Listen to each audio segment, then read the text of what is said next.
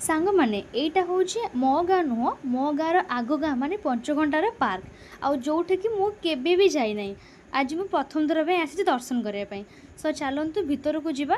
भितर कली मु एंट्री मु एका आसी ना मो सहित मो सान भौणी मो सान भौणी सांग मो मौसी झील मामा आम समस्ते मिसे आसु खटी करने माने पार्क बुलवाई। पार्क आसी पहुँचला पर देखिली बा पार्क तो बहुत सफा थिला कहीं आमर दुई जन गाँ पाख मौसी मैंने सफा करुले।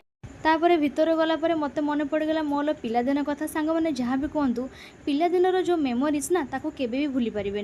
तो जहाँ भी होता पार्क आसी मुझे टे बनीगली छुआ ता भितर देखागला आम कॉलेज सार तांकु टिके प्रणाम करे तांको पाखरु आशीर्वाद नेली। तापर पुणी लागी पड़ी मोर पिलालियामे काम करने घोड़ारे चढ़ी हाथी रे चढ़िली।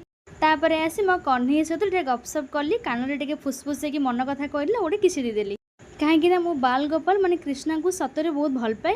मु सब बेले चाहे कि काश मु कृष्ण समय सहित मु खेली था बुली था बट आम हेले पापी लोक आम कलेज घर जन्म होइचु नाई सांग मैंने मजाक करी सेमती किसी कथा नहीं समस्ते भल सब जुग भी भल।